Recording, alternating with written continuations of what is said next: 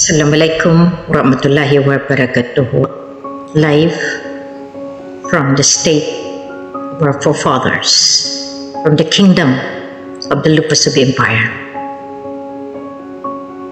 November 18, 2023. I wish to say thank you to all the detractors, to all those that have maliciously attacked my morals and accused me as being a scammer, and all of those demeaning words that they have thrown on us.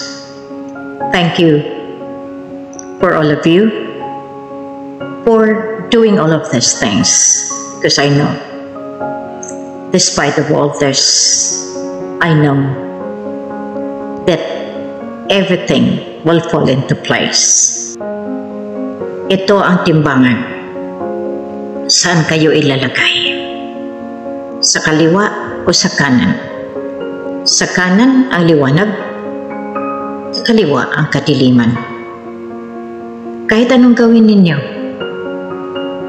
kahit magpasagasa na kayo sa tren o kaya sa pison, hindi nyo na makukuha ang isang bagay na binigay sa akin.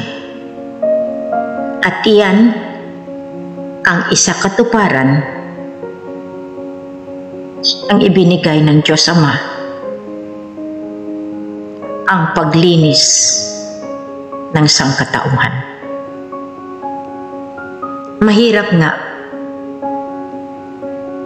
kasinungalingan o kayo ang kasinungalingan nagpapalaganap. Scamming o kayo ang nag-scam. Marami po akong utang para tustusan ang misyon na ito. At iyon pa ang mas nakakahiya. Dahil pati iyon, sinira niyo pa ako. Sino ngayon ang mas may accountability? Ang liwanag o ang kadiliman? Nasaan kayo nahahanay?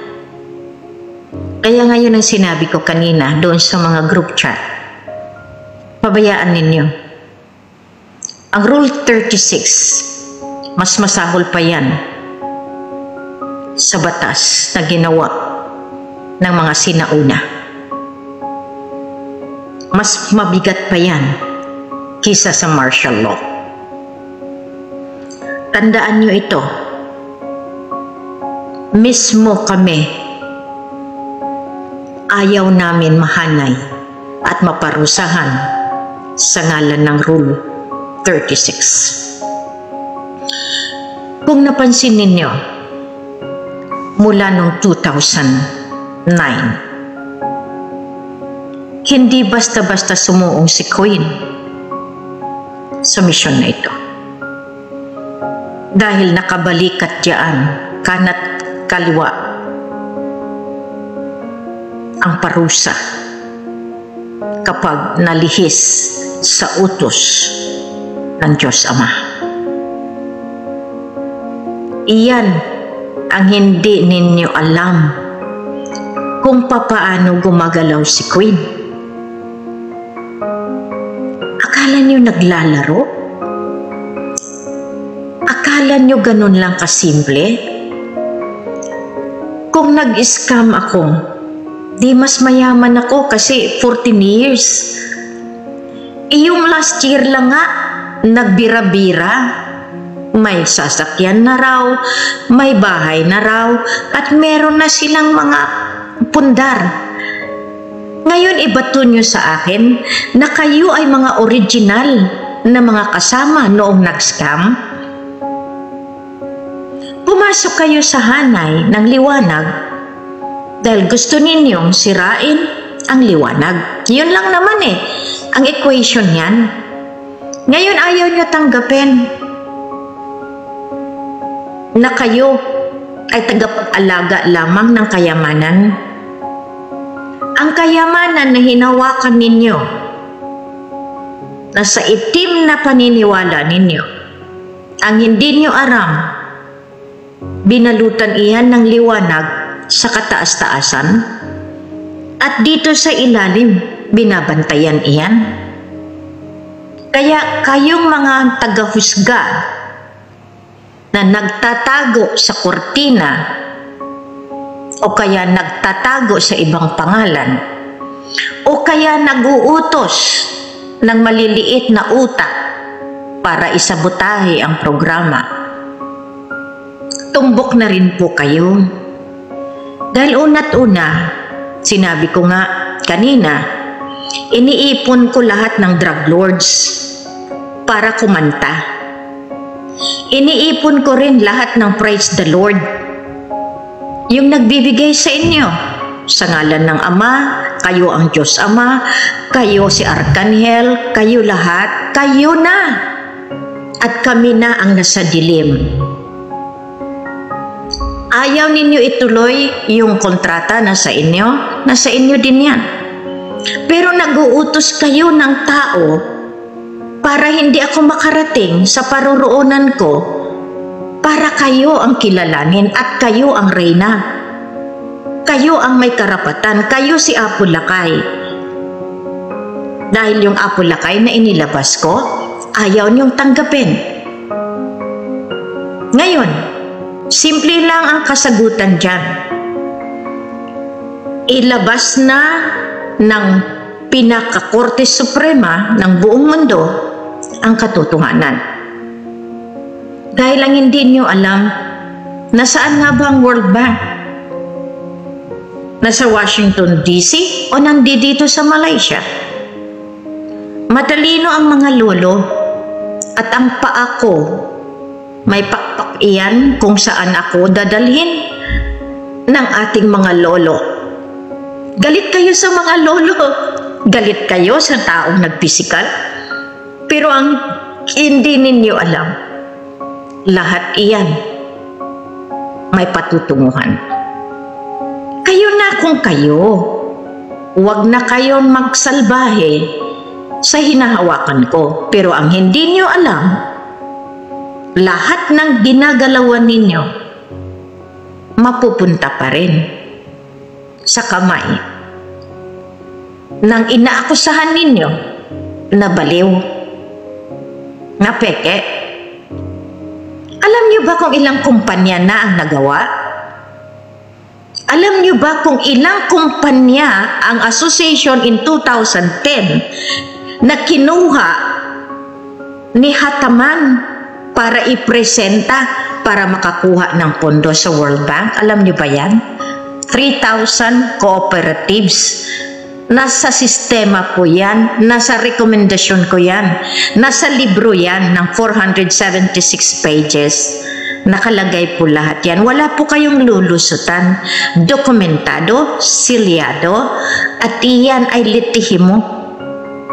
Ngayon, lahat ng koordinasyon, iyan ang pinapaipon. Ngayon sabi nyo nga hawak nyo si Bongbong. Di hawakan nyo na lang. Naaawa ako sa inyo. Pero panahon nyo na para mag-isip. Dahil alam din namin na mga planted kayo. Alam din namin kung sino nag-utos sa inyo. Alam ko rin kung paano at kung ano ang gagawin nyo. Dahil sinabi ko nga sa inyo, bago nangyari lahat ito, bago nagsilabasan lahat kayo na mga taga, na tinatawag natin, taga baliktad ng istorya, naalala nyo yung mga episode na ginawa ko, na lahat ng kaaway ko nasa ulo lang ng tungkil ko, na lahat yung mga taong sisira ay nasa loob lang mismo ng niyakap. Ang niyayakap, iba sa mga talagang binigyan ko ng pagmamahal at importansya. Tandaan nyo yan. Dapat pantay-pantay kayo. Pero kung alam ko na gagamitin nyo lang ako at dumating yung puntos na akala ninyo makarelease yung taong iyon at dahil napromisahan kayo, ibabato nyo kay Queen. Ang galing po ng senaryo of conspiracy na noon pa ay nangunguna mula sa pusod ng Malacanang. Pero ni minsan, nakitaan niyo ba si Queen na nagyabang? Ang otoridad nasa kamay ko na noon pa. Pero inaantay ko na mismo kayo ay kumilala.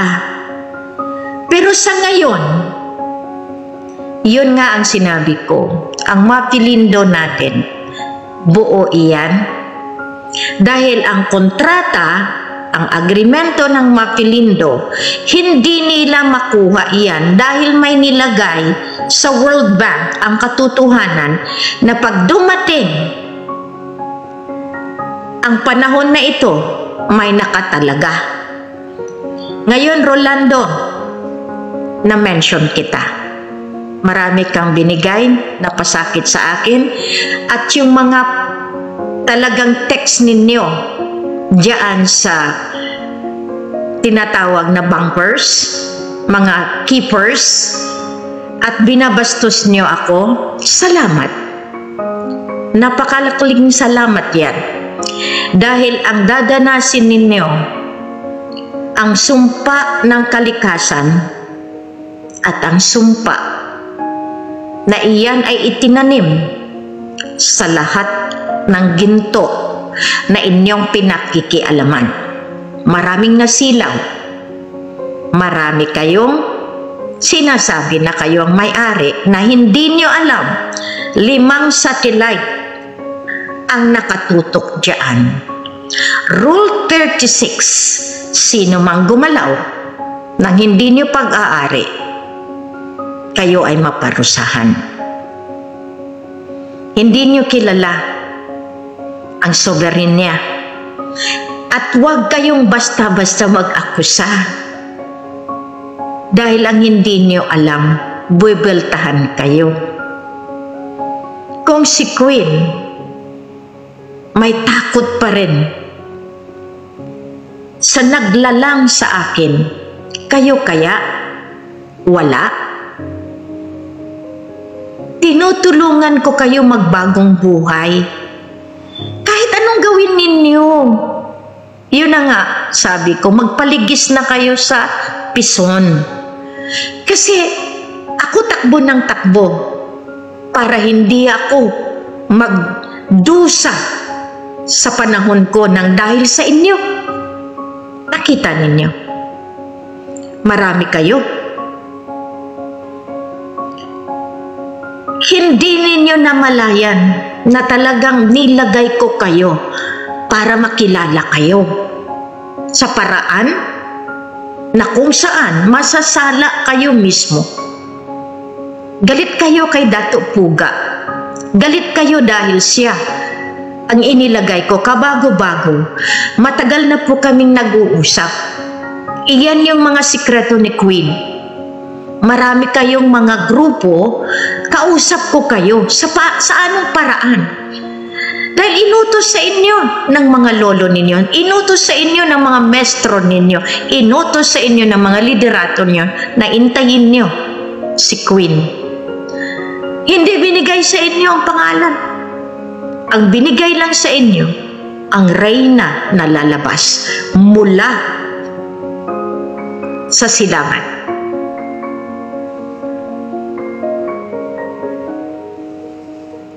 The Pearl of the Orient, hindi nyo kayang tumbasan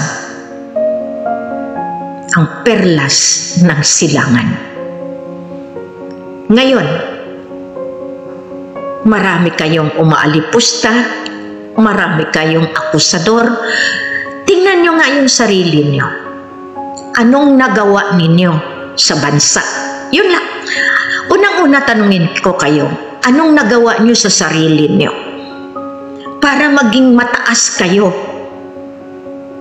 Para kayong maging mapaglinlang. Lahat kayong vloggers, tingnan nyo mabuti. Anong pag-uugali ninyo na pwede kayo tingalain ng buong mundo? Dahil ang queen, hinubog, inis-is, pinrepair, tinuruan, nilagay sa mataas na estado ng edukasyon, hinubog sa espiritual,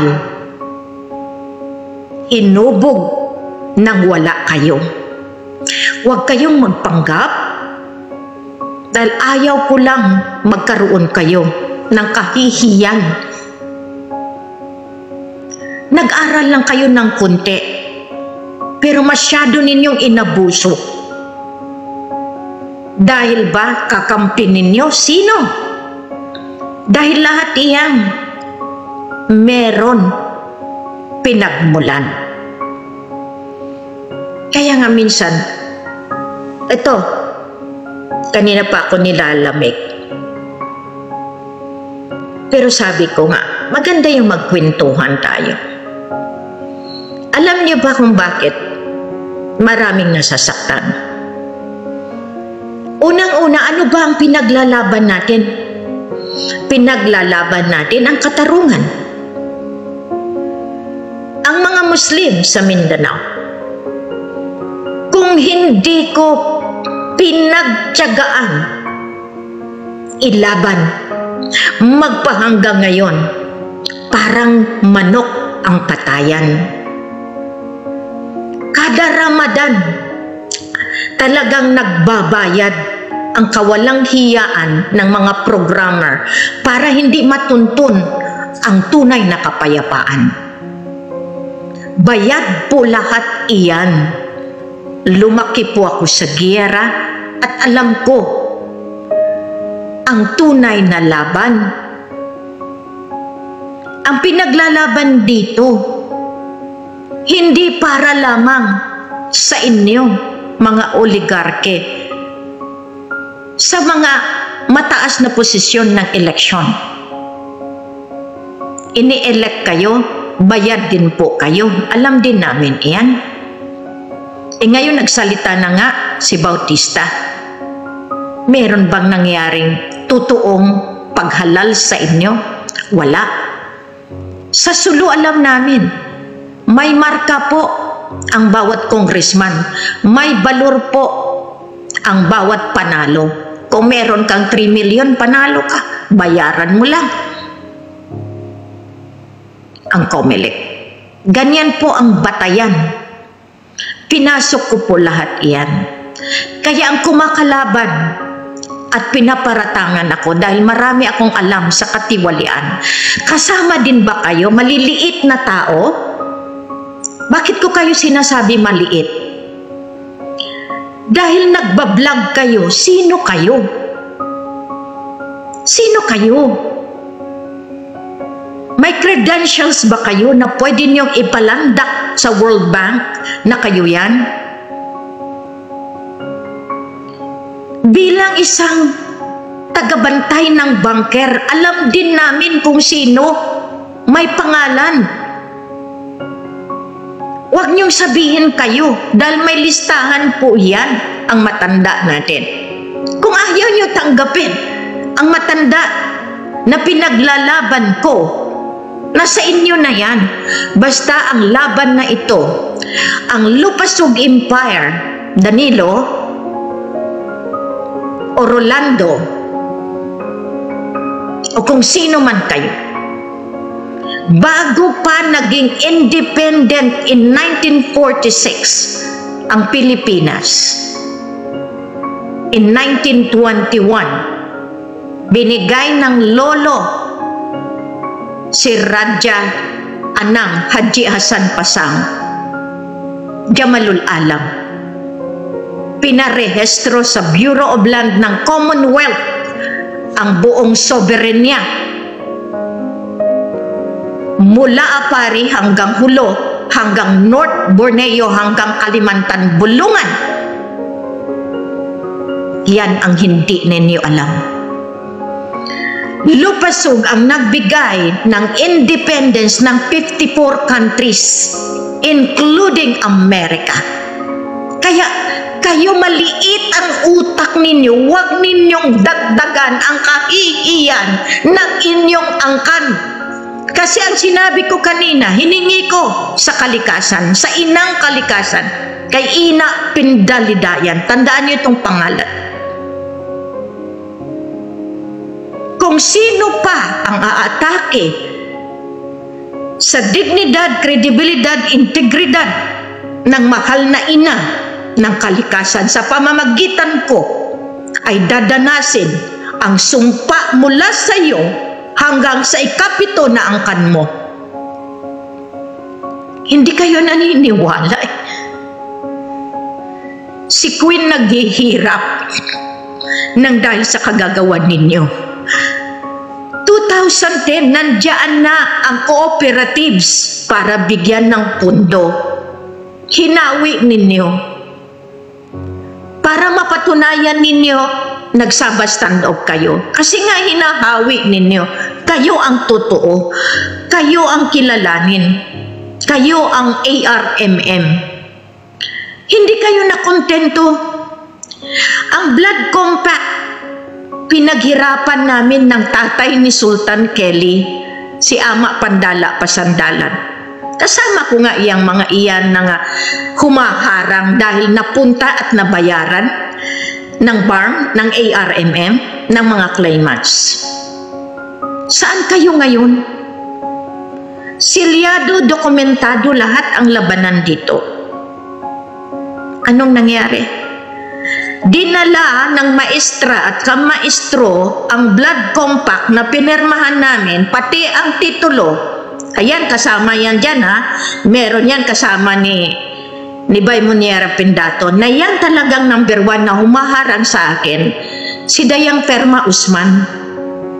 Na yan ang kasama mismo ni Lola Maria Ilaw, ni Haji Abdullah Santos, na nagsasabi silang may-ari ng Ligwasan. Kaya nagkakandaloko-loko ang Estado. Dahil una magkasama. Kaso lang nakita na nila na bakit ibigay sa Kristiyano. Dahil Kristiyano ako. Tandaan nyo yan, bakit kayo pumupunta sa Vatican para bibigyan kayo ng otoridad? Itong BARM, bakit kayo pumunta doon? Bakit noon, kung hindi ko hinarangan si Santo Papa, Pope Francis, ibabalidate na kayo noon sa Leyte. Pero anong hiningi ko sa inang kalikasan? Kung nakakabuti, ituloy. Pag hindi, wow. Anong nangyari sa inyo? 44 sapmen sacrificed. Kasi kayo ang may alam. Mula Leyte, mula sa pagpasok ng Santo Papa, di ba kayo? Kayong mga opisyal, alam nyo yan. Alam nyo dapat. Ngayon, ituloy nyo lang dahil ilalantad ng kalikasan ang inyong kasamaan. 3,000 cooperatives ready for funding. Inayos ko. Sinira ninyo. Nagtayo ako in 2016 ng Imperial Federation of Farmers and Fishermen in Mindanao and Palawan with 38 associations. Anong ginawa ninyo? Dito, namatay na si Dato Val. Pero hindi ibig sabihin na mamamatay ang sikreto ninyo na ginawa ninyo sa loob ng Bangko de Oro. Magkano nakuha nyo? Bakit pinapahirapan nyo si Queen? Magkano ang nakuha ninyo sa Bangko de Oro in the name of the Imperial Federation? Magkano? Tapos sabihin nyo sa akin, nagluloko, akusahan ninyo ng ganito. May pera. Pero kayong sindikato, numero 1, namamayagpag kayo. Ngayon harangin nyo ako? Dahil ayaw niyo ako makarating sa Malacanang? Sino ka na naghaharang? Sino ka na nagpapaharang? May papeles kayo sa akin eh. Alam ko rin lahat iyan, pero kinikim-kim ko para hindi kayo mapahiya at hindi kayo maparusahan ng Rule 36. As much as possible, I want to save you. Pero ang Rule 36, hindi yan kayanin ni Queen kapag ipinataw sa inyo ng makapangyarihan. Hindi niyo alam, matatamaan kayo. Iyan ang batas na bit-bit ko galing sa royal family ng United Nations. Kung isa-isahin ko, marami na kayo ilalagay sa selda. Pero inaantay ko na mabuo kayo at mapapatawad kayo at mabibigyan kayo ng amnesty ng lolo, ng apo. Ngayon, totoong apo nyo, ilabas nyo kasi. Hindi nyo naiintindihan ang ibig sabihin ng katotohanan. Ngayon, pasalamat ako sa mga taong sumusuporta na masustain ko muna dahil ilang taon ko inayos ang ligwasan.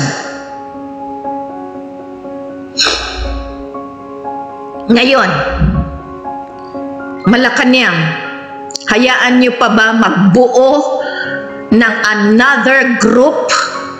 Si Maria Mangudadato na ginamit mismo, si Suharto Talimtam maging base command niya dito sa ginagawa para atakihin na naman ang ligwasan.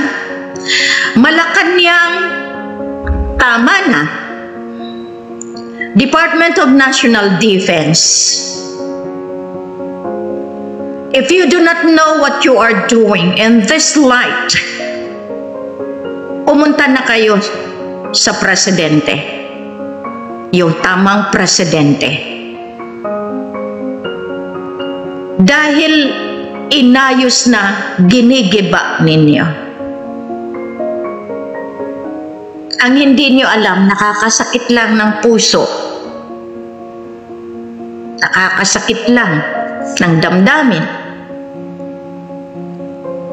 Dahil dapat tapos na. 2012 nung inilabas ko ang code ng 12-12-12. Mas gusto niyo yung nagtitiktok, ano? Nagustuhan niyo ba lahat ng mga reyna na nagtitiktok? Iyan ba ang gusto ninyong reyna na kilalanin? Hindi lang yan. Marami pang reyna na ilalabas ni Queen Helen para sasalain ng buong mundo at makikita, maukalkal kung anong klaseng reyna ang meron kayo. Hinahamon ninyo ang binigyan ng otoridad ng makapangyarihan. Hindi ko kagustuhan, subalit ako'y kailangan sumunod. Yan ang pagkakaiba ninyo. Nabigyan lang kayo ng kunting break. Kaya magkikitaan din tayo. Yun ang gusto nyo, di ba? Nang hahamon kayo. Ang hindi nyo alam, may panahon na kayo. Dahil ang sinabi ko, hindi lang 7.8. Ayaw niyong sumunod. Hinahamon ninyo ang sarili ninyo, hindi ako. Anong ginawa niyo? Anong ginawa niyo? Sabihin ninyo artista, scammer. Dahil kayo Ang nasa utak ninyo, yung gusto ninyo ang masunod. Ang hindi nyo alam, lahat ito pinaghandaan ni Queen. Bago kayo umakbang, natapos ko na. Naawa lang ako sa inyo. Kaya kahit hinihingal ako, napilitan akong lumabas sa ngayon para iparamdam ko sa inyo na hindi pa huli ang lahat. Pagsisisihan ninyo dahil ang sumpa, ikapitong angkan ninyo. Sinong nag-utos? Si Ina Pindalidayan mismo, ang reyna ng kalikasan. Kaya huwag niyong ismulin si Queen. Ang Elizabeth III galing sa kanya, hindi sa akin. Kaya kayong mga humuhusga na vlogger,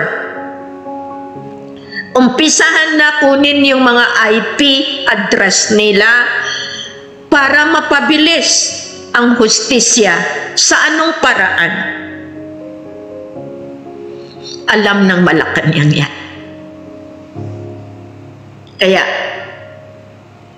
pusod sa pusod, doon tayo. Kaya nga, minsan mahirap lang.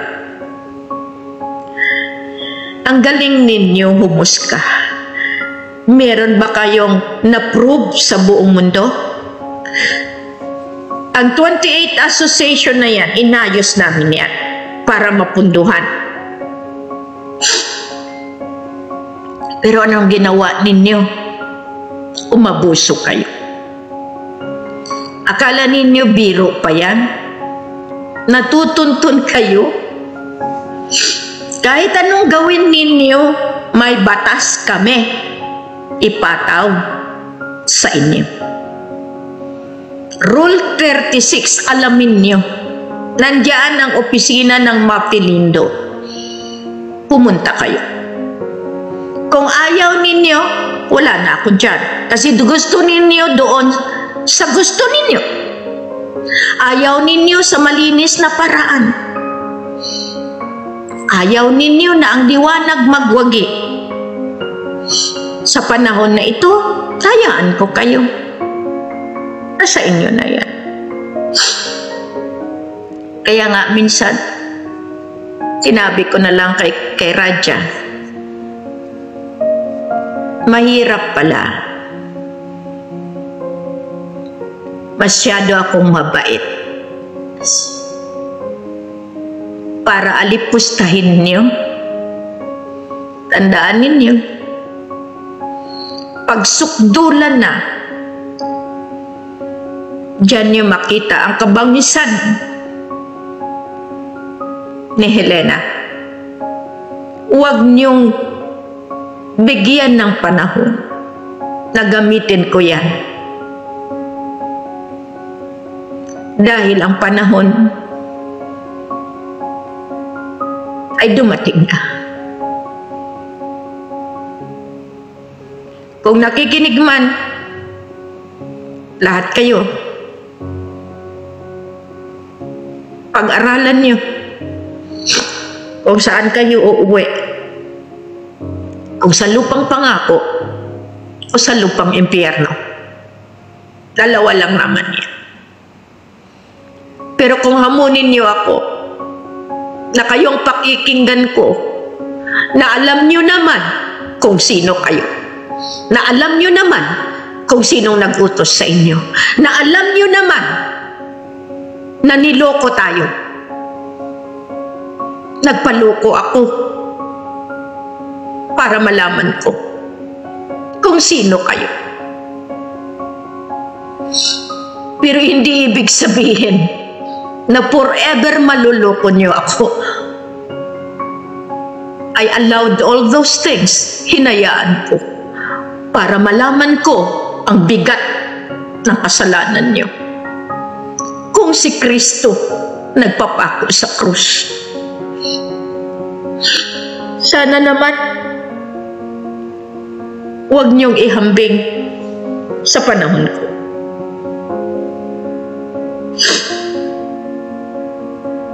Maraming salamat. Maraming salamat.